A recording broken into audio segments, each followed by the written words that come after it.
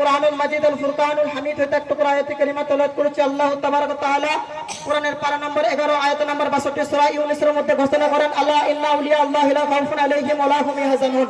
অর্থাৎ সাবধানতা অবলম্বন করো আল্লাহর ওলিদের কাছ থেকে, কারণ আল্লাহর ওলিদের না এই জগতে ভয় আছে না পরের জগতে ভয় আছে।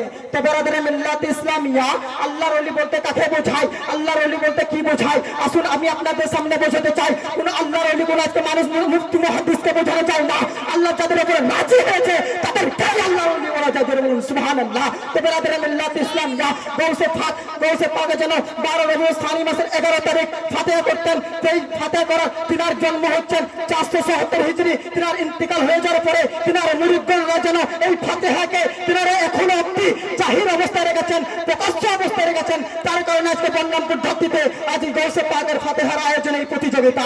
বেরাদরে মিল্লাত ইসলামিয়া, গৌসে পাকের আব্বাজানের নাম হচ্ছে আবু সালেহ মুসা জাদ্দুদ রহমাতুল্লাহ আলাইহি, আমার নাম হচ্ছে যেন উম্মুল খায়র ফাতেমা জাহরা রাদিয়াল্লাহু তাআলা আনহা, তিনার আম্মি জান। বেরাদরে মিল্লাত ইসলামিয়া, গৌসে পাক যেন মায়ের দিক থেকে যেন হচ্ছে হোসাইনি বংশের, বাপের দিক থেকে যেন হচ্ছে হাসানি বংশের। বেরাদরে মিল্লাত ইসলামিয়া, এখান থেকে বোঝা যায় যে আমার গৌসে পাক কোন সাধারণ বংশের না, গৌসে পাক যেন স্বয়ং দয়াল নবীর আউলের বংশে বলুন সুবহানাল্লাহ। বেরাদরে মিল্লাত ইসলামিয়া, আসলে গৌসে পাকের ব্যাপারে একটা ছোট্ট একটা কারামত বলে আমি আমার বক্তব্য ইতি করব।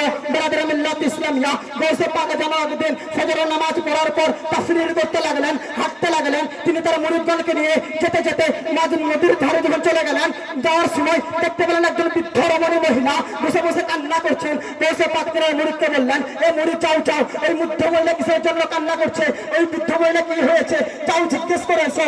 একজন মুরিদ গেলেন, বললেন এই বৃদ্ধ মহিলা বলো বলো তোমার কি হয়েছে, তুমি কিসের জন্য কান্না করছো। বৃদ্ধ মহিলা যেন তিনার দিকে ফিরেও তাকান না, তিনার কোনো কথার উত্তর দেয় না।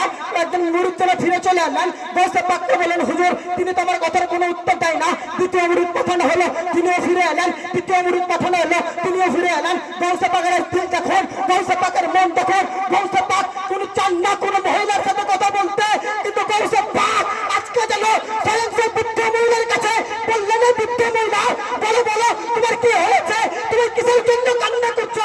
বৃদ্ধ মহিলা যেন বলতে লাগলেন, বাবা আমি তো কান্না করছি আজ থেকে 1 বছর নয় 2 বছর নয় 12 বছর ধরে আমি কান্না করছি। আমি দেখতেছিলাম আমার ছেলে বিবাহ করতে যাচ্ছিল, যাওয়ার সময় আমি দেখতেছিলাম, আসার সময় আমি দেখতেছি আমার ছেলে বিবাহ করে দুলহান এবং বরযাত্রী গান এবং মাঝি তার নৌকা ফিরে আসছে।